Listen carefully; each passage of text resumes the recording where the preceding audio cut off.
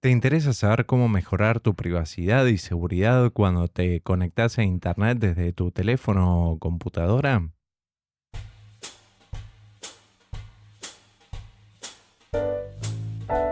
Soy Gustavo Ibáñez y te doy la bienvenida a un nuevo episodio de Cool Copetins Podcast. Seguinfo es un emprendimiento personal de Cristian Borghelo, quien brinda información sobre seguridad de la información desde el año 2000. Uno de sus proyectos es blog.segu-info.com.ar y lo puedes encontrar también en redes sociales como Twitter, Facebook, LinkedIn y Telegram. También tiene otros proyectos que vamos a dejar en las notas del programa. Como siempre, recordá que si nos querés llegar a hacer algún comentario, sugerencia o crítica, puedes hacerlo a través de nuestras redes sociales que vas a encontrar en la página www.coolcompetence.wordpress.com. Hola Cristian, muy bienvenido y gracias por prestarte esta charla. ¿Cómo va?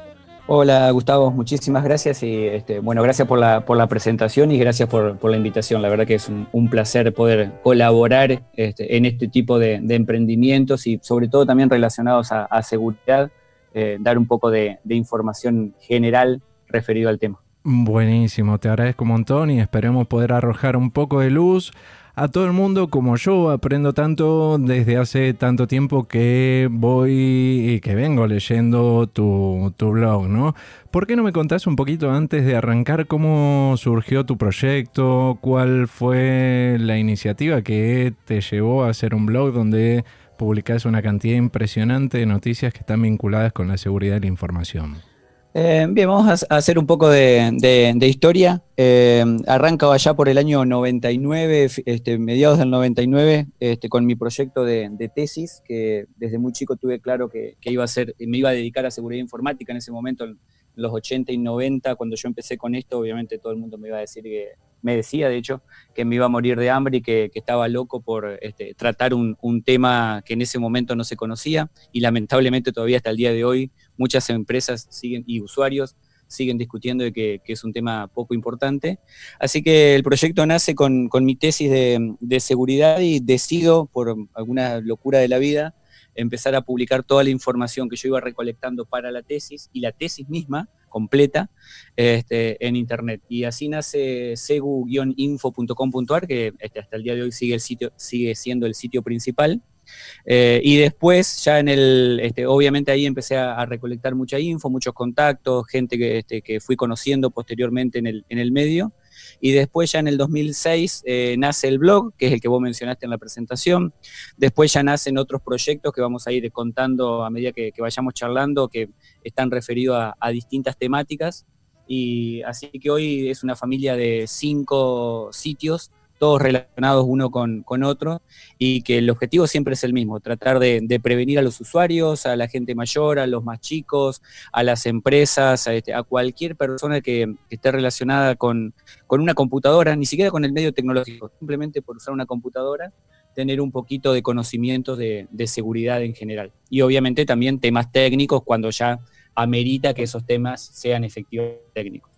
Perfecto, bueno, ya tenés un imperio, o sea que aquellas personas que se estaban riendo de vos cuando comenzaste a hacer tu tesis, hoy deben estar bastante celosas porque es un tema que entre los que nos interesa un poquito esta temática está bastante en boca de todos y sobre todo estas últimas semanas donde se han producido unas brechas de seguridad importantísimas. Brechas de seguridad, para hacerlo en fácil, es que se filtró información de un montón de cuentas bancarias, han reemplazado aplicaciones, por ejemplo, de la Play Store de Google en España, cambiando las aplicaciones de los bancos, que es algo que muchos conocidos míos, yo trato de decirles, mira, intenta meterte al banco, por ejemplo, desde una compu con un sistema un poquito más seguro. Desde el celu yo no lo veo tan seguro, valga la redundancia. ¿Cómo ves esto, arrancando un poquito por lo que más usa la gente normal hoy, Ujú. desde el celular? ¿Lo ves Eh, como un medio seguro para hacer este tipo de operaciones, por ejemplo, u otras que vos consideres? Sí, hay varios temas para tratar ahí. Digamos, primero, contestando la primera pregunta que me hacía de que los que se reían no se ríen más, sí, se siguen riendo igual. O sea, son todos amigos, así que me siguen tratando saben que estoy medio loco por el tema y que soy recontra fanático, así que se siguen riendo igual, lo cual me parece muy bien, Está porque bien. de algo hay que reírse en la vida. Sí. Este, y Pero yendo ahora te específicamente. consultan. Se Sí, bueno, por ríen, lo pero menos te ahora, exactamente, consultan. por lo menos ahora me consultan. Antes me trataban de loco, nada más ahora me tratan de loco y me consultan. Después no me hacen caso, pero ese es otro tema también, Bueno, no ahí ya pasa queda nada. en el otro, pero no importa. Exactamente. Volviendo al tema de un poco de la seguridad de la fuga de información, sobre todo, una de las cosas que está pasando mucho hoy es que para los que somos un poco más paranoicos, digamos, y que buscamos proteger la información de manera adecuada, que sé yo, utilizar un medio cifrado, entrar a un sitio y fijarme que el sitio efectivamente sea el sitio correcto, ver dónde voy a poner mi tarjeta de crédito, o sea, cosas mínimas que por ahí a lo que los hacemos nos tratan de paranoico, pero que deberíamos hacer todos. Una de las cosas que está pasando hoy es que por más que nosotros cuidemos nuestra información, esa información después se almacena en algún medio inseguro, por más segura o que consideremos la empresa, se almacena en un medio inseguro y finalmente después alguien, ya sea por error o por omisión o efectivamente porque hay algún ataque planificado, se termina haciendo con esa información y termina accediendo a los datos que yo quería cuidar de forma apropiada. Un Bien, ejemplo, incluso yo leí que empleados descontentos que se han ido de algunas empresas se hicieron con la base de datos de los clientes de esa empresa o de los usuarios y dieron a conocer información confidencial, ¿no? claro, exactamente, ahí están todos los escenarios posibles. O sea, está el más negro de todo, que sería el escenario de que un atacante o una organización planifica un ataque y termina, en vez de robar plata, termina robando una base de datos y termina robando información, que finalmente después convierte en plata, porque la realidad es que el mercado de datos personales hoy es muy grande y lo que buscan los delincuentes son esos datos para venderlo en el mercado negro. Entonces ese sería el peor escenario.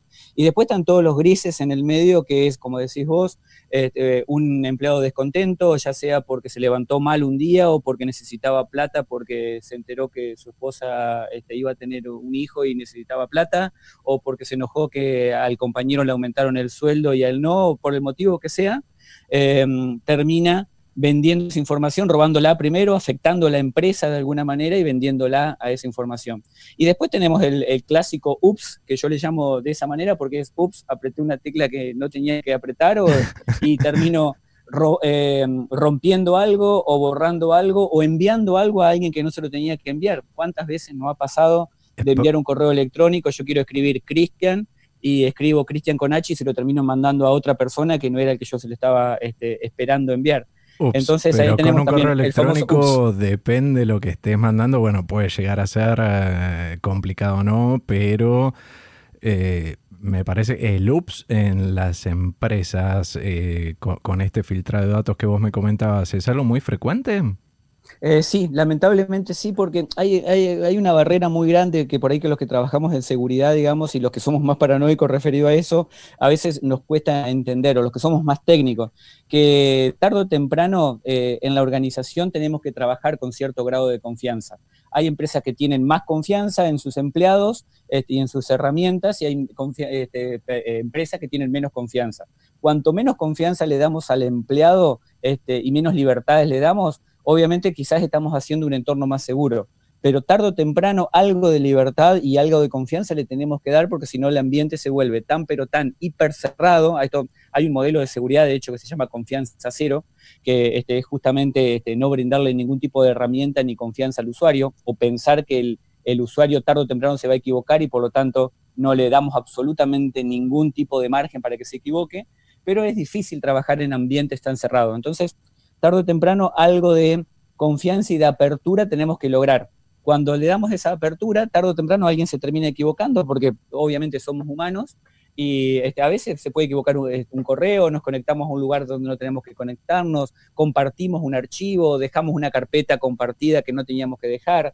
Algo que está muy de moda hoy, el tema de encontrar información en la nube porque alguien dejó una base de datos y esa base de datos la dejaron abierta por error y alguien la termina encontrando. hay muchísimas bases de datos que se han filtrado en el último tiempo, en el último año, de esa manera. Entonces, es complicado, y lo más complicado de todo es lograr el balance entre qué quiero yo que la organización haga y cómo quiero que trabaje, entendiendo el negocio y la usabilidad y la confianza que le tengo que dar al usuario, al empleado, versus el nivel de seguridad que quiero lograr. Las empresas que logran buen nivel y buen balance entre eso, generalmente la pasan mejor desde que las que logran ese balance. Pero bueno, es algo que todas las empresas tienen que buscar tarde o temprano. Perfecto. Yo había leído hace bastante tiempo, no sé si un año o un poquito más, que una empresa como IBM, por ejemplo, le había prohibido directamente a todos sus empleados utilizar pendrives y estaban como locos porque era algo que llevaban hasta para hacer una, no sé, una charla en PowerPoint, por decirte, o en algún otro programa similar al PowerPoint. Para dar una charla, una capacitación y les prohibieron hacerlo. ¿Cómo ves, vos que conoces un poquito más este mundo, cómo estamos en Argentina con respecto a Europa y Estados Unidos, que entiendo que son dos de los países que tienen algunas normativas un poquito más estrictas, ¿no? Exactamente, es una pregunta complicada porque, o sea, la realidad es que venimos atrás, esto hay que ser sincero con esto. Yo de hecho estuve estudiando en Asia y demás temas referidos a ciberseguridad y ciberdefensa, y la verdad es que venimos bastante atrás en dos aspectos fundamentales. Uno es que tanto en Asia como en Europa como en Estados Unidos hay más reglamentaciones, más buenas prácticas, más leyes y demás que ayudan a que las organizaciones estén alineadas con esas buenas prácticas. Y el segundo tema es que, si bien acá esas mismas buenas prácticas podrían estar, por ejemplo, acá es conocido el tema de normativas relacionadas a la ISO, igual que la ISO 9000, existe la ISO 27000 para seguridad, por ejemplo. En Argentina tenemos la Ley de Protección de Datos. Hay un montón de regulaciones y buenas prácticas nacionales e internacionales que desde el punto de vista del papel están buenas. Pero el gran problema que tenemos, y ese es el segundo problema que tenemos acá, es que en general nosotros decimos, pero si así esto siempre funcionó así, ¿para qué voy a llevarlo a cambiar ahora? Entonces, el gran problema lamentablemente, argentino, ¿no? ¿Para qué lo voy a tocar si así funciona? exactamente, es un tema de idiosincrasia latinoamericana. De hecho, yo he tenido la suerte de viajar por muchos países, por casi todos, de hecho, de Latinoamérica, y es un problema que me encuentro en la mayoría de ellos. Es un problema de que no siempre las cosas funcionaron así, o hagámoslas así, si total después de esto lo hacemos de forma temporal. El famoso temporal para siempre que le llamo yo, Sí. Que una vez que queda funcionando nadie lo quiere cambiar. Y bueno, y pasa con temas de tecnología, pasa con el tema del tránsito, sin ir más lejos, el tránsito en Latinoamérica es un desastre, pasa con temas muy básicos de seguridad social, pasa con el tema de la salud, pasa con el tema de las comunicaciones y obviamente pasa con el tema de la seguridad. O sea, es parte de nuestra vida social y por lo tanto de todo lo que dé vuelta alrededor del ser humano lo vamos heredando, digamos. Claro, bueno, acabas de nombrar un tema que me parece interesantísimo, que es la salud, ¿no? La mayoría de nosotros a nivel personal usamos una cuenta, por ejemplo, no sé, de Gmail, por nombrar una empresa. Espero que mucha gente ya no use la de Yahoo, pero sigue habiendo gente que las usa, o de otros proveedores. Y una vez me pasó que me fui a hacer unos análisis clínicos. Y cuando salí me dieron un papelito y me dijeron, dame tu correo electrónico, así no los tenés que venir a buscar y te los mando por email. Y le digo, no, ¿cómo me vas a mandar esa información por email? En claro, o sea, sin cifrar. Porque yo considero que esa información es muy personal, por ejemplo. Y la Sí, gente con la que hablé estaba fascinada que le mandaban los estudios clínicos por correo electrónico. sí, efectivamente es así, tal cual contás. A mí también me ha pasado. De hecho, hay un caso más sencillo todavía y es peor: el tema de que vos ponés clínica.com barra el número de documento barra estudio 1 barra estudio 2 barra estudio 3 y te vas descargando todos los estudios que se hizo esa persona, sabiendo solamente el número de documento. Entonces, si ni siquiera correo electrónico, es decir, está publicado en internet. Entonces, muchas veces, de hecho esto me ha pasado, ahora vamos a hablar un poco el tema de que uno tiene derecho a reclamar ese tipo de cosas, tal como hiciste vos, o que lo borren, de hecho, si no estás de acuerdo que tengan almacenado ese tipo de información. Y la verdad es que hay un nivel de inconsciencia y de desconocimiento de ambas partes, de parte de la persona que se hace el estudio, por ejemplo, y de parte de los médicos, la clínica, el estudio de abogados que lleva los asuntos legales de esa clínica. A mí me ha tocado de hacer los reclamos legales para que borren información justamente de salud mía, y un médico me decía, el dueño de la clínica me decía, mira, perdóname, pero lo vamos a borrar y estaría bueno que nos cuente qué es lo que nos estás pidiendo, porque no tengo idea de lo que me estás diciendo, y lo consulté con mi estudio de abogado referido a la ley que vos me mencionás, que en Argentina la ley de protección de datos personales, nada menos y nada más, Sí. y el mismo estudio de abogado no sabía de lo que estaban hablando. Entonces, es un nivel de desconocimiento completo y también desinterés, y por otro lado también, más allá del desinterés, el tema de que cada uno de nosotros está metido muchas veces en su propia caja, es decir, a ver, el de salud estudia salud, yo que estoy preocupado por informática, o vos que te gusta el tema, estudias informática. Cada uno lee las cosas que le corresponden. Entonces, es mucho pedir por ahí que un médico sepa sobre seguridad informática y sobre privacidad de datos. ¿Debería saberlo el estudio de abogado? Obviamente, ahí sí, ahí no hay forma Claro, pero a ver, si no. montaron un sistema donde vos podés recoger todos esos datos sin ir a internet, no creo que lo haya el médico, debe haber contratado a una persona, un programador o lo que fuese, y ese programador le tiene que haber dicho, mirá, flaco, que hay una ley de protección de datos y vos no podés poner esto a la ligera, a disposición de de cualquier persona para que puedan acceder de internet sin tomar los recaudos mínimos, por ejemplo. Ahí tocaste ¿no? otro tema fantástico, el tema de las empresas o los chicos, porque yo le digo a los chicos a veces el tema de quién te desarrolla el sitio web. Y yo tengo un sobrinito que se destaca en computadora y juega bien a la Xbox y a la PlayStation, es un caño.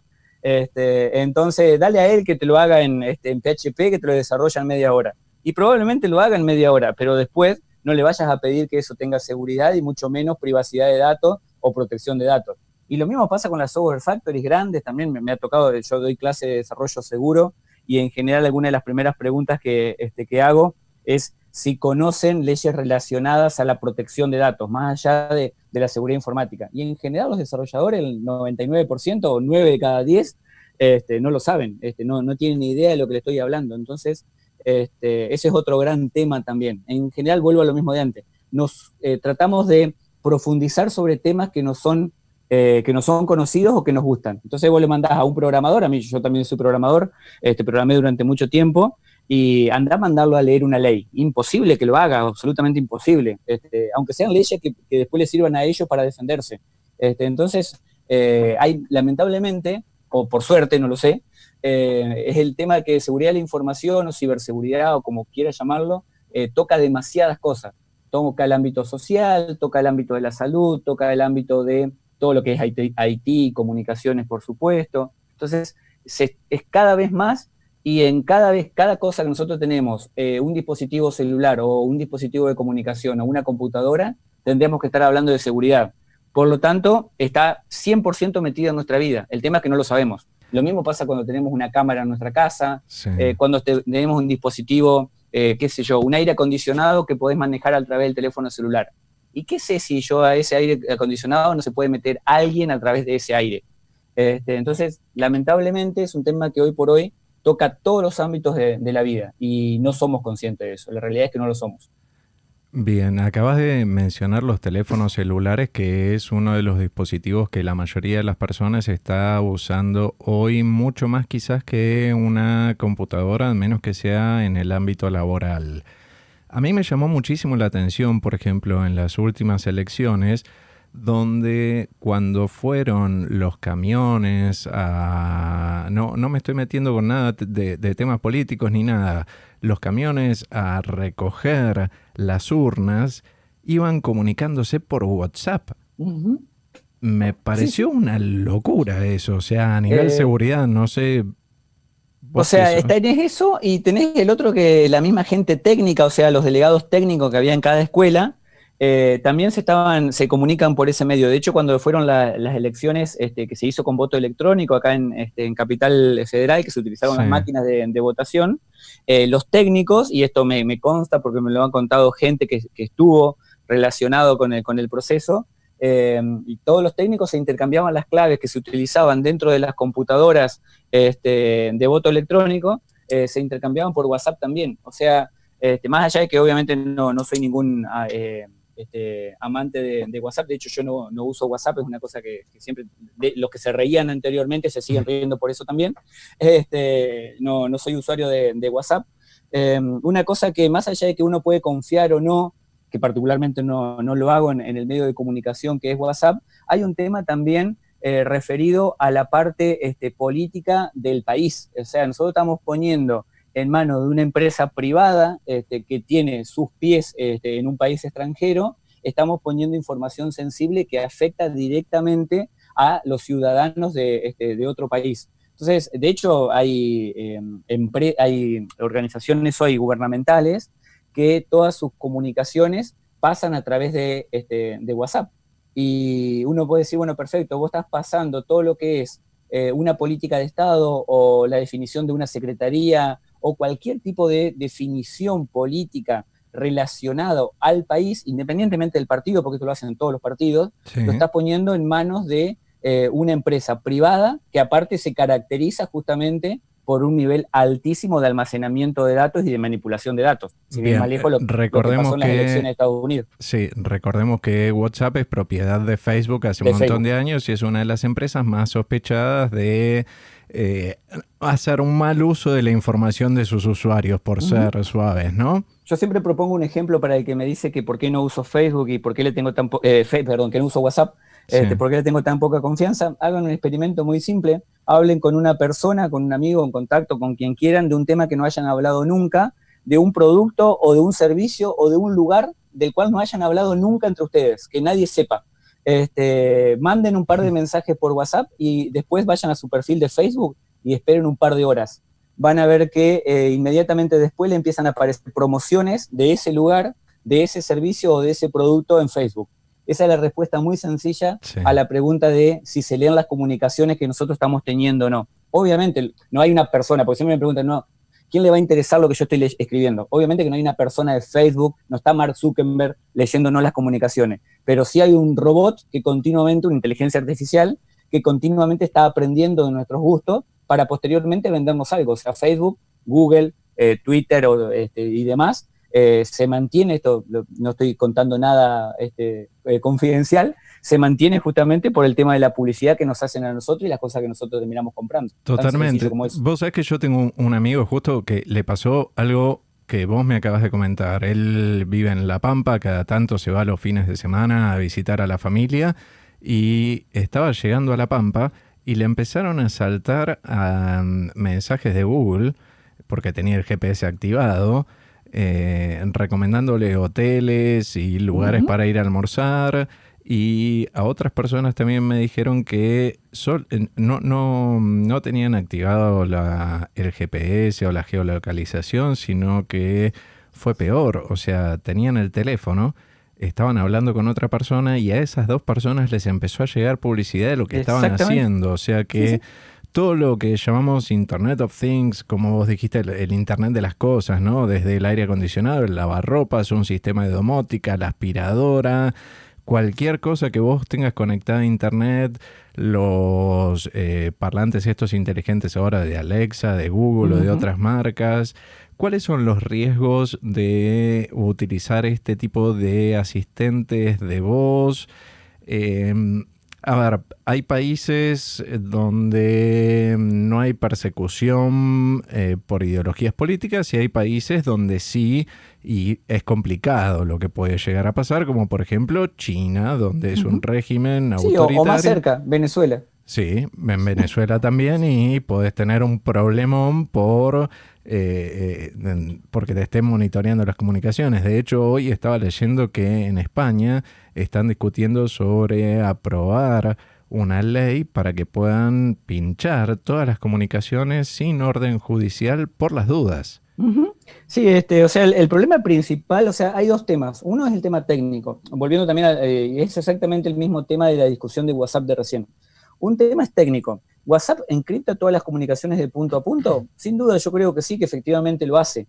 Pero eso no significa que no tenga la potestad y que no tenga la capacidad como para de todos modos tener conocimiento de las comunicaciones que pasan a través de su red. O sea, es totalmente naïve, inocente, pensar que no lo hace. De hecho, los experimentos estos que estábamos comentando recién son una prueba fehaciente de que efectivamente es así. Bueno, Por un lado, totalmente. A entonces, ver, el tema técnico. a mí me ha pasado de gente que yo lamentablemente WhatsApp no me gusta, pero lo tengo que usar porque hay personas que por trabajo es el único que tienen. Intenté Claro, que usen otras herramientas, pero me dicen, ¿qué es eso? No jodas, usa WhatsApp.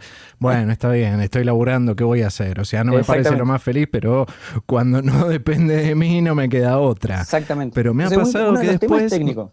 claro, me aparece en Facebook, que no suelo entrar, entro desde la computadora nada más y cada Ujú, mucho tiempo, me aparece como sugerencia de amistad una persona con la que yo intercambié algunos mensajes de WhatsApp. exactamente. Ese Entonces, entonces es lo el que está tema diciendo técnico. vos, que la privacidad ahí se fue al demonio, Exactamente. que Y el otro ahí... tema justamente es la privacidad. Una cosa que lamentablemente la mayoría de nosotros no somos conscientes de lo importante que son los datos que nosotros manejamos, que son nuestros. Una cosa curiosa que yo siempre comento es que a veces le digo a los alumnos también y demás, o cuando doy charlas generales de este tipo, mencionen 10 características por las cuales ustedes se consideran únicos. Y generalmente las personas no son de nombrar, no saben nombrar más de 4 o 5 características por las cuales se pueden llegar a considerar únicos. Ejemplo, la voz, sin ir más lejos. Sí. Obviamente todas las características biométricas sin duda. Pero después no salen de ahí. Y una cosa particular, justamente que almacena tanto Facebook como Google, es que tranquilamente puede llegar a tener más de 300 características que nos identifican unívocamente.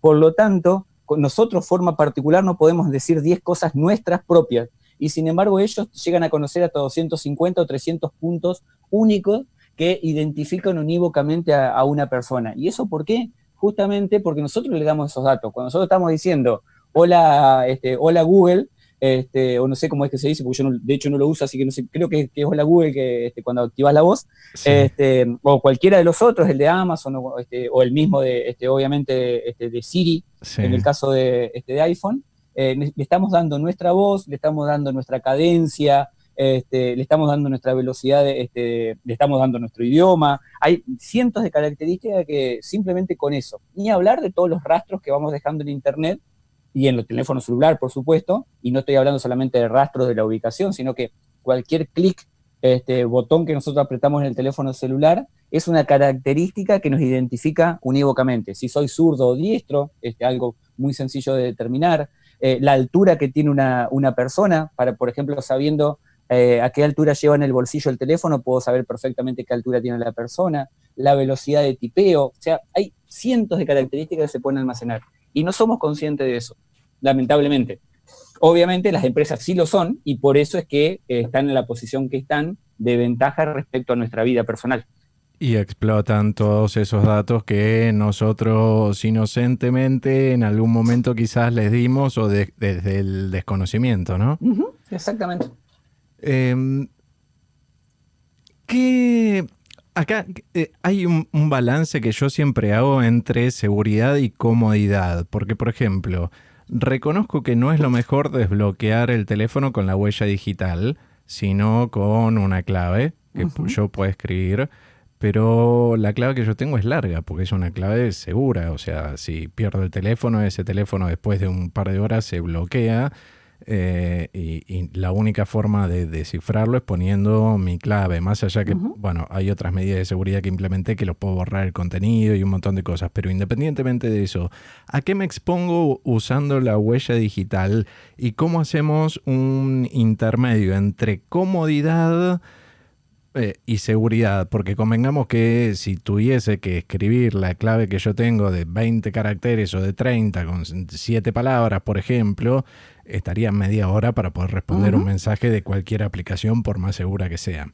Exactamente, sí, ahí volvemos al tema que decíamos antes, el tema de la usabilidad versus la seguridad. De hecho, volviendo al tema de la tesis que hablábamos al principio, el primer tema justamente de la tesis que escribí era justamente la discusión que sigue hasta el día de hoy y que sinceramente creo que es muy difícil de solucionar, de usabilidad versus seguridad.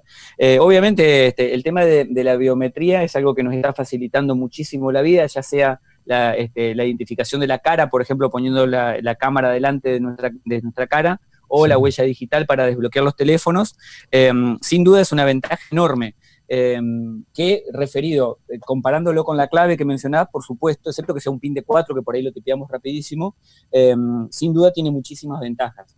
La desventaja por ahí que tenemos está relacionada a dos aspectos. Uno es puramente técnico, que es que los teléfonos hoy no tienen todavía la capacidad de procesamiento que puede tener un dispositivo biométrico dedicado para eso. Es decir, la huella digital que yo te voy a tomar en el teléfono no va a tener las mismas características de seguridad que va a tener, por ejemplo, un lector biométrico que voy a utilizar en una puerta o en un banco cuando quiero entrar. Entonces, es un tema pura y exclusivamente que esto se va a lograr con la evolución y la madurez de la tecnología. Yo creo que en 2 o 3 años más, realmente el nivel de seguridad que van a tener los dispositivos va a ser muy, muy alto. Lo mismo con la cámara, por ejemplo.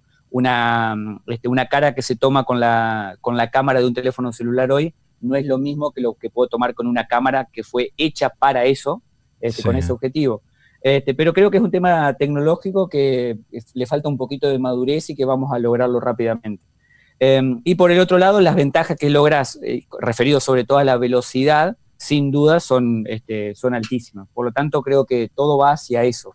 Por lo menos en el tema del teléfono celular. Yo creo que hoy seguir utilizando una clave es totalmente, para cualquier cosa, es totalmente impráctico. De hecho, el mismo autor de que algún día se le ocurrieron las claves allá por el año 90, él mismo ha declarado que en su momento era una buena idea y que hoy ya no aplica para el mundo actual.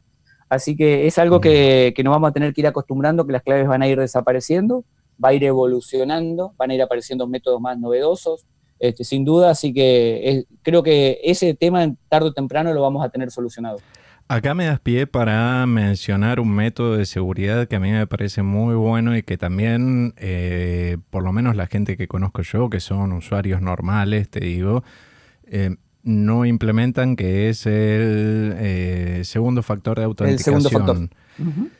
Sea físico, como por ejemplo con una YubiKey, que es una marca muy conocida, que es una especie de pendrive, llaverito, que vos le podés enchufar a tu teléfono, a tu computadora, y te va a permitir loguearte o acceder a cierto tipo de información que vos podés tener cifrada ahí adentro, o con otros programas que son por software, tipo Google Authenticator, Authi y otras más. ¿Les ves a estas herramientas alguna ventaja en cuanto a la seguridad? ¿Que crees que refuerzan un poquito más? Bueno, creo que es un paso intermedio. Yo creo que el doble factor hoy es un paso intermedio al uso final de la biometría de forma definitiva, digamos. O sea, justamente por lo que decía hoy, como la biometría todavía no está ampliamente extendida, no tenemos los dispositivos todavía, porque no le puedo pedir a toda la gente que tenga un dispositivo de última generación para reconocer la huella biométrica. Por lo tanto, el doble factor creo que hoy es fundamental. Para mí es una de las medidas más importantes. Creo que una de las medidas más importantes hoy, sin duda, es el doble factor, mucho más importante incluso que un antivirus hasta el día de hoy, hasta eso me animo a decir. Yo todas mis cuentas, por ejemplo, tengo cientos de cuentas, las uso con doble factor de autenticación, básicamente para aquellos que no estén en el tema, tal como explicabas recién, Gustavo, la idea es que si yo me quiero loguear a un banco, me quiero loguear a Facebook, pongo mi clave, que puede ser trivial o puede ser una clave de 80 caracteres, no importa, y una vez que la clave está correcta, que se verificó que es correcta, tengo que ingresar un segundo factor, que generalmente se le denomina token, que puede ser un número de 4 o 6 dígitos, que lo voy a generar con una aplicación que tengo en el teléfono celular o que me puede llegar por SMS o que lo puedo tener conmigo, como puede ser una tarjeta, como puede ser un dispositivo electrónico, o puede ser un dispositivo USB, como el que mencionabas también vos recién, de YubiKey, que de hecho YubiKey lo usa Google de forma universal para todos sus empleados, están obligados a usar YubiKey para loguearse en su computadora. Es una idea también de la diferencia abismal que tenemos con empresas de afuera, volviendo a la pregunta anterior. Sí. Así que para mí es un factor hoy fundamental. Siempre en todas mis charlas, cualquier cosa que cuando hablo de concientización de usuarios finales, siempre uno de los consejos más importantes que le doy es que no utilicen la misma clave en todas sus cuentas, fundamental, y segundo es que usen el segundo factor de autenticación y los gestores de contraseña, que también son una herramienta muy interesante para básicamente tener macheteado, porque es eso, tener macheteado nuestras claves almacenadas de forma segura. Ahí tenemos dos sistemas, unos que lo almacenan en lo que se conoce como la nube y otro que vos lo podés tener en un pendrive, en tu compu, que incluso ese pendrive puede estar cifrado, vos te ocupás de hacer los backups. Personalmente es el tipo de gestores de contraseñas que uso yo, porque además puedo generar claves con el método Diceware, que es uno de los considerados como uno de los más seguros hasta el momento, darle la longitud de caracteres que yo quiero, o muchas veces también hay algunos sitios que me limitan la cantidad de caracteres que puedo poner en la contraseña. Sí, lamentablemente ¿viste? En Argentina hay muchos. Sí, muchísimos que te dicen, no, flaco, hasta 8 caracteres tiene que ser. No, pero yo quiero uno de 20, no uno de 8. Pero bueno, independientemente de todo eso, sabemos que la nube termina siendo la computadora de otra persona o una empresa, ¿bien? Entonces, en tu experiencia como gestor de contraseñas, yo lo veo, por ejemplo, como más... De vuelta, yendo a la usabilidad, más cómodo, por ejemplo, usar algo tipo OnePassword, LastPassword, donde vos le pones un plugin o un add-on a tu browser, el programita que usás para navegar por internet, accedes, pones una sola clave, te detecta automáticamente, te llena el campo de usuario y tu clave. Y en cambio en el otro vos ya tenés que poner tu clave, buscar la cuenta, abrir la página web, realizar la autoescritura y todo eso. ¿Cuál es el método bajo tu punto de vista más seguro? Es complicada la pregunta, o sea, más seguro para mí, obviamente es el método frío, digamos, el que yo, de hecho, el que yo uso lo tengo solamente en un USB o en una computadora, mis claves, y yo me encargo de backupearlo. Una vez por semana tengo la política interna mía de que copio ese documento, ese archivo, en realidad no es un documento, es archivo, a todos mis dispositivos, a mis máquinas y al teléfono celular. Obviamente, desde el punto de vista de seguridad, parece lo mejor. Tiene la gran contra de que si alguien me roba el dispositivo o alguno de los dispositivos, va a tener acceso inmediato al archivo. Obviamente va a tener que saber la clave maestra, que obviamente no es 1, 2, 3, 4, 5, es 1, 2, 3, 4, 5, 6.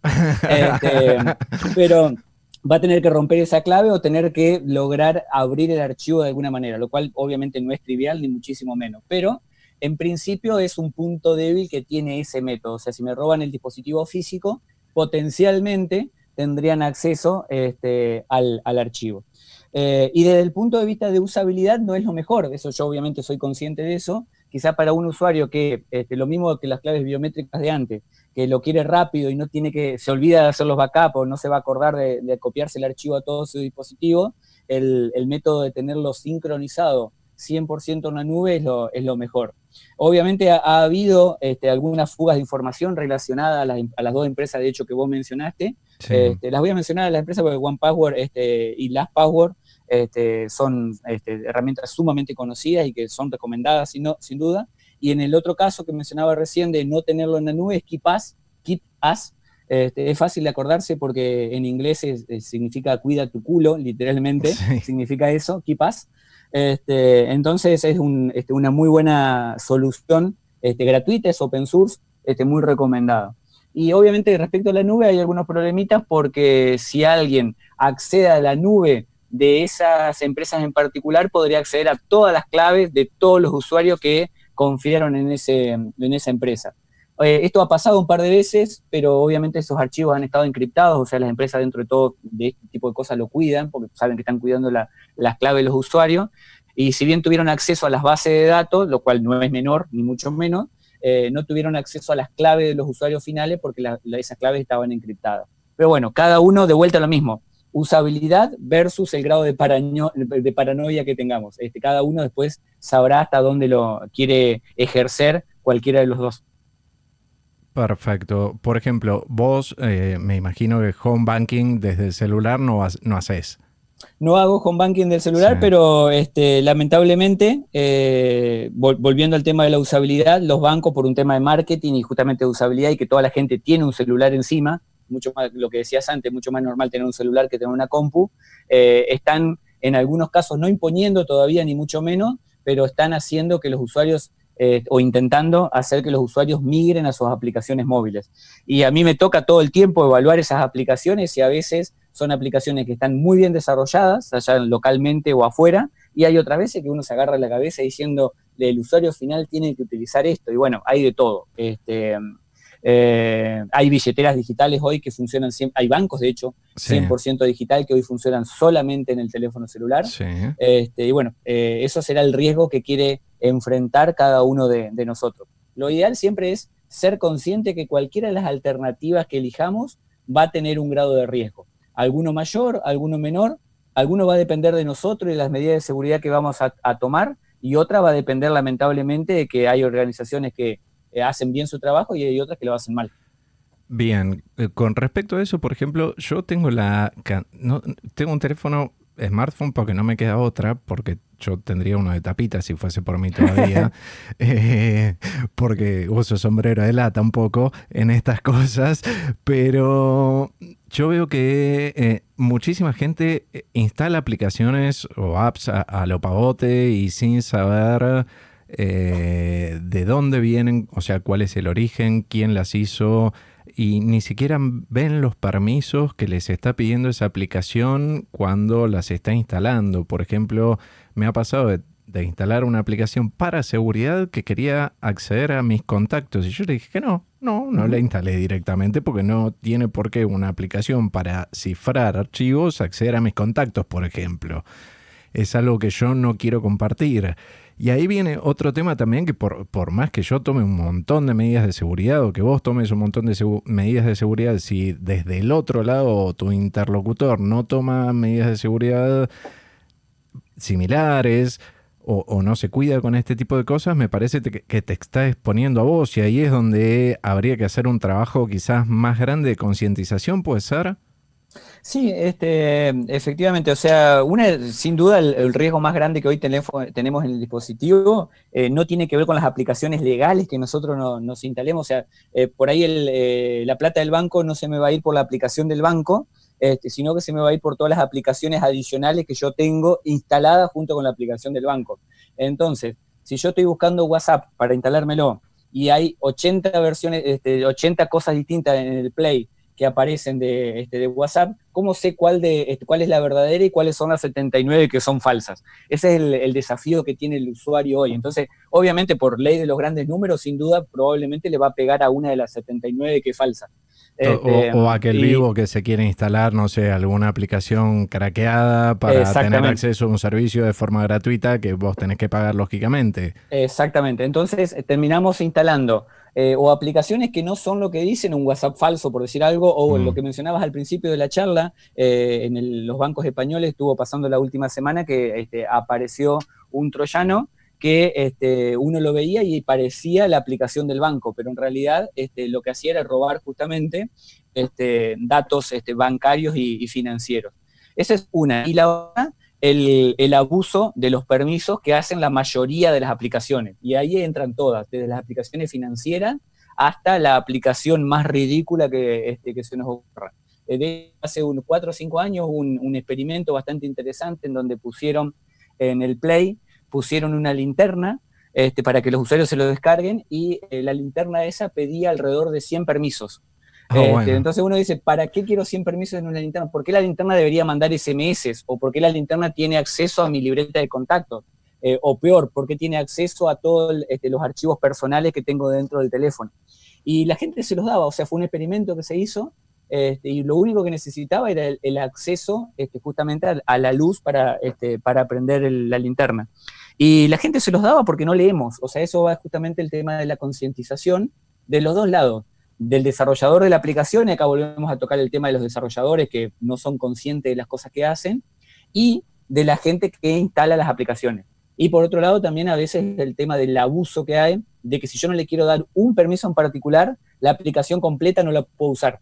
Entonces eso es medio como un chantaje, porque te dicen, si no Sí, habilitas 80 permisos, no te dejo utilizar la aplicación completa, por más que la aplicación necesite 3. sí, sí, sí. Entonces eso también entra en un juego de tira y afloje, que obviamente el que termina perdiendo siempre es el usuario, sin duda. Bien, ¿qué pasa con el Bluetooth el Wi-Fi y el GPS, que yo veo que la mayoría de la gente lo tiene activado todo el tiempo, ya sea porque lo tienen conectado con un smartwatch, por ejemplo, o andan por la calle escuchando música con unos auriculares Bluetooth o manos libres y dejan el Wi-Fi encendido, el GPS, se conectan a cualquier red de cualquier lado, también sin, o sea, puede ser la red de un bar donde te pida permisos, que quizá, perdón, una clave donde quizás estés un poquito menos expuesto, por lo menos va a tener que estar la persona ahí un poquito más, por lo menos conectada a la misma red. Pero también pasa con el Bluetooth, si bien el alcance es mucho menor y ese tipo de cosas, ¿a qué riesgo nos exponemos si tenemos todas estas cosas encendidas cuando no las estamos utilizando o no las necesitamos utilizar realmente? Exactamente, esto en informática y en seguridad específicamente, o el término militar en realidad, se llama superficie de ataque. Básicamente es cuanto más grande la cantidad de dispositivos o cosas que yo dejo abierto, más grande la superficie que tiene el atacante para llevar adelante lo que quiere. Entonces, si yo habilito el Wi-Fi, habilito el Bluetooth, habilito el GPS y habilito todos los medios de comunicación que tiene el teléfono o la computadora misma, que también tiene las mismas cosas, y la cámara, no es menor, y el micrófono, lo que estoy haciendo es regalarle, entre comillas, o dejarle disponible un montón de canales de comunicación adicional. Esto no quiere decir que sea trivial, ni mucho menos la comunicación o que un tercero va a poder conectarse, pero a veces simplemente un error o a veces un ataque más personalizado, como puede ser hace poquito tiempo, pasó en una de las cadenas de cafetería más importantes del mundo y que tiene sus sedes acá en Argentina. Sí, Eh, Starbucks fue. Lo la puedes decir verdecita Starbucks, tranquilamente, sí. seguramente listo. De hecho es público, no pasa nada. Lo que era cuando uno se conectaba a la red de Starbucks, la computadora empezaba a minar Monero, que una de las monedas, uno de los criptoactivos más conocidos.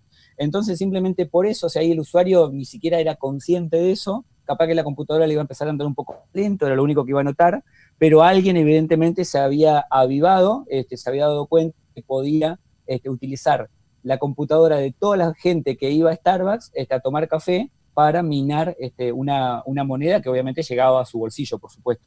Así que siempre hay que hacer, volvemos a lo mismo, el grado de concientización referido a eso lamentablemente es bastante bajo y lo ideal sería tratar de limitar un poco los canales de acceso. Yo sé que por ahí estoy hablando a saco roto porque no va a ningún lado lo que estoy diciendo, pero bueno, volviendo un poco al principio de la charla, hace 20 años que soy cabeza dura y que me sigo dando con lo mismo, y a alguno, aunque parezca mentira, he convencido. Te entiendo porque a mí me pasa un poco lo mismo. Yo trato de convencer a la gente, digo, ¿para qué tenés el Wi-Fi prendido o el Bluetooth encendido si no lo estás usando en este momento? Y trato de convencerlos desde el punto de vista, mira, esto por lo menos te está gastando batería. A ver, lo que más los puede preocupar, si vos lo apagás, el teléfono te va a durar más la batería, más allá de que estás minimizando los riesgos. Y ahí hay muchas cosas que yo no entiendo, por ejemplo, si la gente dice, pero nunca me pasó nada. Lo que yo pregunto es, ¿nunca nos pasó nada o O nunca te ni nos enteraste. dimos cuenta de que nos pasó algo porque no tenemos ni un anti-malware en el teléfono o en la compu, por ejemplo? Sí, esa frase lamentablemente se la escucho a la gente que, o sea, de civil, y que no los culpo y que no tienen por lo que sea hoy, no tienen por qué saberlo, pero lamentablemente también lo escucho en las empresas, en directivos, y estamos hablando de directivos, ya que tienen que tomar la decisión de proteger los activos de la organización, de los empleados y sus clientes. Y es el mismo mensaje. Si a mí nunca me pasó, hace 50 años que mi empresa fabrica zapatos de la misma manera, uso los servidores de la misma manera, me comunico con la misma gente y vendo de la misma manera, ¿por qué ahora vos me venís a plantear o a venderme un servicio? Porque a veces me lo planteas de ese lado también, porque vos me querés vender algo, ese Sí. es el mensaje oculto, de por qué vos me querés venir a vender de que ahora me va a pasar algo. Y la realidad es que el mundo cambió, o sea, evaluar los ataques que existen hoy, evaluar la tecnología que existe hoy, evaluar los atacantes y los tipos de delitos que existen hoy, con la vara que lo medíamos en los 70, en los 80 y los 90, la realidad es que le estamos errando muy lejos al planteamiento del problema. Y obviamente eso después tiene su consecuencia, que era la que hablábamos al principio, de todas las empresas que continuamente y cada vez más, antes era una vez por mes, ahora es 2 veces por semana, después va a ser una vez por día, o sea, cada vez peor, cada vez conocemos más empresas gigantes del mercado, incluso del mercado tecnológico, Sí, que son atacadas y siempre con el mismo speech. Si a mí nunca me pasó nada, ¿por qué me va a pasar ahora? Tarde o temprano te va a pasar, o ya y lo peor de todo, lo que decías vos, ya te está pasando. Yo tengo un slide siempre que muestro en mis charlas, que es que hay una estadística mundial que dice que el 80% de las empresas han sufrido fuga de información.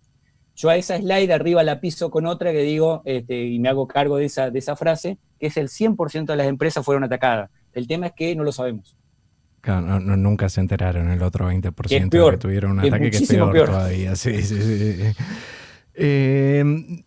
Acá viene un tema también que se nos plantea que es complejo, porque por ejemplo, viene alguien a tu casa y te dice, che, me quiero conectar a tu Wi-Fi, ¿me pasás la clave? Vos te volvés loco para, no sé, por ejemplo, poner las MAC-adres autorizadas en el router, si es que te calentás por hacerlo, ¿no? Tener claves fuertes, cambiarlas con frecuencia y un montón de consejos que se podrían dar para mejorar un poquitín la seguridad. Viene una persona que tiene el teléfono lleno de porquerías. Tuvo el Wi-Fi, el Bluetooth activado, no sabe qué es lo que hay ahí adentro. En una red es tan segura como el aparato más inseguro que Uh-huh. se conecte, ¿no? Entonces yo estaría corriendo un riesgo enorme al darle a esa persona acceso a mi red. Sí, ahí va el tema de vuelta. En este caso, hoy era seguridad versus usabilidad, ahora es seguridad versus gentileza. Sí, Siempre es seguridad versus algo. Siempre nos tenemos que pelear con alguien, eso es muy importante. sí. Sí, ahí está el tema, qué sé yo. Bueno, en mi caso particular, obviamente yo soy un caso bastante extremo, pero bueno, ahí lo ideal es tener una red separada para darle a esa persona. En el caso o sea, en mi caso particular, o sea, hablando pura y exclusivamente de particulares, es algo totalmente optativo y que lo hago porque yo sé que soy medio friki y que no lo va a hacer nadie. Pero desde el punto de vista de la empresa, y ya mirando pura y exclusivamente del lado de la organización, eso no es discutible, ni siquiera es negociable. Es decir, si yo voy a tener invitado a la organización, que eso pasa todo el tiempo, porque las personas que llegan a mi organización se van a querer conectar, aunque vayan a una reunión de 10 minutos o que vayan a una entrevista, van a querer tener conectividad. Entonces, en ese caso, tengo que tener una red separada por un canal que esté totalmente diferenciado del canal que usan el resto de los empleados normales de la organización. Y hay otros casos muy particulares en donde ya estamos hablando de empresas mucho más sensibles, puede ser, puede ser un banco, puede ser alguna empresa relacionada con la energía o algo de las infraestructuras críticas, en donde directamente te digan, no, acá dentro de la organización no podés conectarte a ningún medio. O incluso en otros, como me ha pasado, de hecho, tengo clientes que en algunos casos lo hacen, cuando uno va a entrar a la organización, piden el dispositivo electrónico y ese dispositivo es retenido hasta que la persona salga. Y dispositivo electrónico es desde un USB, una cámara, la notebook, el teléfono celular o lo que porte esa persona en particular. Obviamente son los menos, pero en algunos casos lo amerita. Sí, sí, porque el espionaje industrial, o sea, es algo que todavía acá por lo menos veo que no muchas empresas lo están tomando demasiado en serio, pero bueno. Uh-huh. Eh, con respecto a esto, también yo veo que hay quizás otro inconveniente, porque nosotros nos podemos pelear con algún amigo, alguna amiga, algún amante o lo que fuese que viene y se quiere conectar a Wi-Fi y digo, no, no te voy a dar nada la clave Wi-Fi porque es mía, mía, mía, mía y es segura mi red. Pero yo tengo una tele que se conecta a internet para ver Netflix, por ejemplo, o para escuchar música o para lo que fuese, y ese aparato hace un año o más que no actualiza el firmware. Entonces yo mismo estoy dejando un agujero de seguridad en mi casa. ¿Vos recomendarías que la gente, y también por un tema de espionaje, seguridad, o si te quieren escuchar o lo que fuese, vos recomendarías a la gente que cuando deja de usar el televisor inteligente que tiene en su casa o que quiere mantener una charla privada, agarre el teléfono, lo meta dentro de un tupper, lo lleve a otra habitación, desconecte la tele, por ejemplo, y ese tipo de cosas, o no le das mucha bola a No, ese tipo? yo creo que, o sea, aunque recomendemos, no lo va a hacer nadie, por lo tanto ahí prefiero no ganarme enemigos y decir, bueno, tratar de apagarlo, aunque sea. Sabemos que tampoco es la solución. En mi caso particular, por ejemplo, yo tengo un horario de encendido y apagado del teléfono celular, por ejemplo, que obviamente está programado en el teléfono, todos los teléfonos lo permiten. Entonces, yo a las 10 de la noche, o a las 11, o a las 12, o a la hora que quiero, se apaga de forma automática y después se prende a las 6, 7, 8 de la mañana. Entonces, eso ya es algo. Con el teléfono, con el televisor es un poco más complicado porque lo tendré que desenchufar, o sea, también, Sí. que tampoco garantiza nada, pues, si vamos al caso. Pero lamentablemente, o sea, hoy la ubicuidad y la cantidad de dispositivos que tenemos hace prácticamente imposible, no imposible, pero muy difícil que hagamos todo, tomemos todas esas medidas de seguridad. Aparte, la cantidad de dispositivos aumenta constantemente, entonces capaz que desenchufo el televisor, pero me queda la aspiradora que aspira de noche, porque justamente para que no haga ruido y no me moleste, la tengo de noche, Sí. y la aspiradora está prendida, por lo tanto es lo mismo. O el aire acondicionado, que también sería el mismo caso. Claro, Eh, siempre algún dispositivo vas a tener conectado a exactamente, internet, o aunque sea el router, exactamente. ya va a estar O conectado la a heladera. internet, o la La heladera, heladera sí, sí, también, sí. exactamente. Entonces es muy complicado ese tipo de medidas de seguridad. Yo creo que ahí no, lo más interesante es decir, ser consciente de que esto puede llegar a pasar y tampoco, bueno, llevarlo al extremo de irnos a vivir una cueva, porque si no volvemos, digamos, a la Edad Media o antes, y no es la idea, estaríamos desaprovechando mucho del potencial que hoy tiene la tecnología. Entonces, de vuelta a lo mismo, hay que tratar de lograr un balance entre las dos cosas, digo. Totalmente. El tema es que a mí me pasa que yo leo lo que vos ponés en el blog seguinfo.com.ar y me vuelvo loco y digo, me quiero No soy el desconectar único. del mundo, quiero tirar todo al demonio, no me quiero conectar más. Hace un tiempo, por ejemplo, el proveedor de internet me da un router que es Wi-Fi también, un modem router que es Wi-Fi, pero yo compré otro porque si quería cambiar la clave tenía que llamarlos a ellos, si quería abrir un puerto tenía que llamarlos a ellos porque lo tienen bloqueado y un montón de cosas. Pero bueno, es un tema que no, a medida que voy aprendiendo me voy poniendo un poquito más loco. Exactamente. Cristian, para ir cerrando, porque sé que estás medio Sí, jugado con el exactamente. tiempo, hay otra herramienta que la gente por curiosidad o porque piensa que seguro la está empezando a usar y yo no sé si están totalmente seguros o conocen la manera adecuada de usarlo y estoy refiriéndome a la red Tor.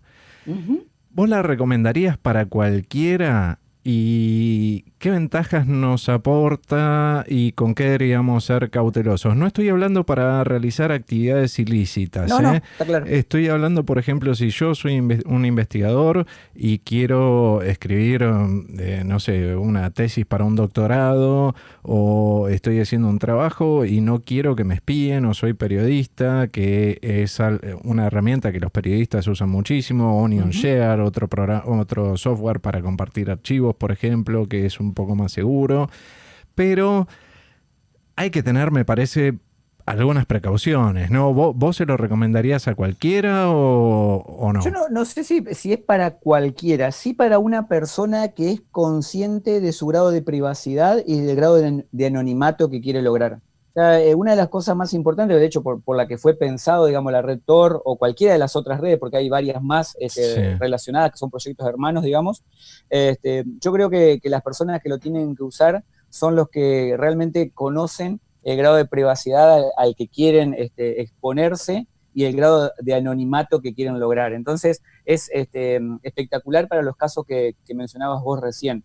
Ni hablar si soy un periodista, yo creo que los periodistas son una de las personas que sí o sí tendrían que usarlo todos, sin excepción, justamente por la protección de las fuentes, me parece fundamental. Igual Mm. que también recomiendo, a veces me toca dar clase a periodistas y una de las cosas que nosotros les recomendamos es usar un live CD, por ejemplo, Sí. que sea totalmente volátil, justamente para no confiar en el sistema operativo, o todo lo que tenga que ver con la protección de la fuente, qué sé yo, usar, por ejemplo, medios de comunicación que no sean como WhatsApp, por ejemplo, que está, como hablábamos al principio, absolutamente hackeado. Yo creo que los periodistas son uno de los pocos casos quizás que no haría excepción. Después lo otro va a depender del nivel de anonimato que quisiéramos lograr.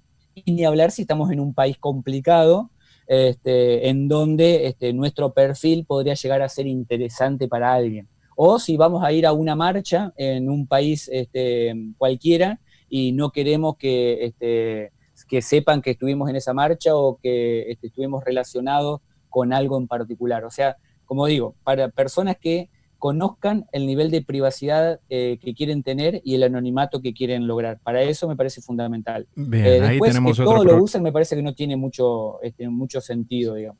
Perfecto, ahí Si tenemos lo otro usaran todos problema. sería fantástico, pero bueno. Sí, sí, sí, sí, sí, sí, porque habría más nodos también, que cada vez Exacto, hay menos. Bueno, no exacto. nos vamos a meter en temas tan técnicos tampoco. La última, Jair, para ir cerrando. A pesar de todas estas medidas que nosotros podemos llegar a tomar o no, pero por lo menos ya con lo que nos contaste somos un poquito más conscientes de los riesgos a los que nos exponemos. Después cada uno de los que puedan llegar a estar escuchando van a decir, me importa, no me importa, lo voy a aplicar o no lo voy a aplicar. Es una decisión muy personal. ¿Tenés idea qué pasó con Meltdown y Spectre? Creo que se pronuncia así, que Sí, eran las vulnerabilidades estas que estaban presentes en los procesadores AMD, Intel, en compus, en celulares, y hay opiniones divididas que había leído sobre los chips de ARM.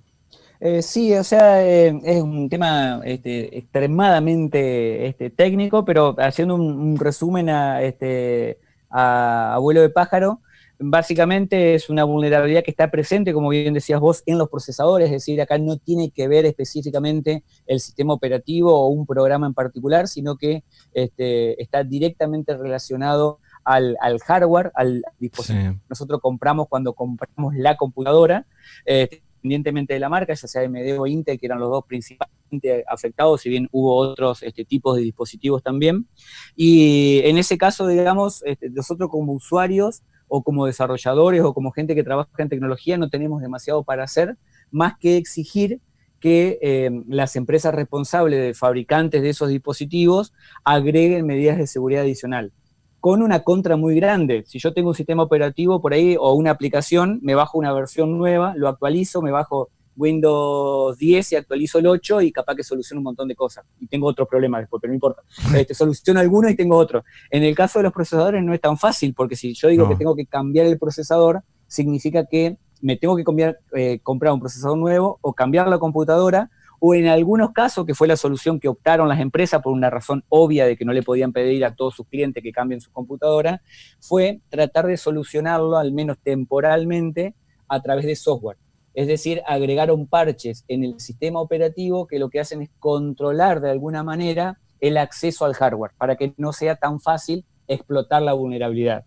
Esto tuvo un montón de contras, porque uno de los principales fue, por ejemplo, que se perdía rendimiento en los procesadores, Bajó hubo un varios. montón. Sí, sí. Pero bueno, fue una medida, digamos, que creo que fue óptima desde mi humilde punto de vista. Y por otro lado, creo que abrió la cabeza desde dos lados. Por un lado, ahora hay más investigadores que están buscando vulnerabilidades en los procesadores, en cualquier tipo de procesador, desde teléfono celular a computadoras o a cualquier tipo de dispositivo. Y también le abrió la cabeza un poco a las empresas fabricantes que se creían inmunes a los ataques, a las vulnerabilidades y demás, y se empezaron a dar cuenta que también son un objetivo. O sea, hoy básicamente lo que nos decimos siempre nosotros hace mucho tiempo, todo es un objetivo. En algunos casos tardan más para aparecer, pero tarde o temprano todo se transforma en un objetivo. Bien. Cristian, te agradezco muchísimo por este tiempo y la conversación. Recordamos que te pueden encontrar en blog.segu-delmedioinfo.com.ar, donde ahí figuran todas las redes sociales donde estás, Twitter, Facebook, LinkedIn y el canal de Telegram, donde pones las noticias. ¿Hay algún lugar donde vos también estés poniendo las charlas que das en algunos lugares o algo que quieras agregar antes Bien. de dejarte libre? El sitio generalmente cuando son charlas, además que la hago pública en el sitio principal, más allá del blog Seguinfocomar, el sitio principal, www.segu-info.com.ar. Suelo publicar muchísimas cosas ahí. Y no, en los otros proyectos hermanos, que de hecho no lo mencionamos, pero aprovecho para ahora los Dale, proyectos por hermanos favor. de SEGU Info, ODILA, que es el Observatorio de Delitos Informáticos de Latinoamérica. Esto lo llevamos adelante con 2 colegas. Es el único observatorio que hay en América Latina relacionada a la investigación de delitos y de cibercrimen en todos los países de América Latina. Y adicionalmente también antifishing.la, LA de Latinoamérica, o .com.ar, lo mismo. Es un proyecto en donde, como su nombre lo indica, buscamos luchar un poco contra el phishing y contra la gran cantidad de fraudes y estafas que hay en Internet.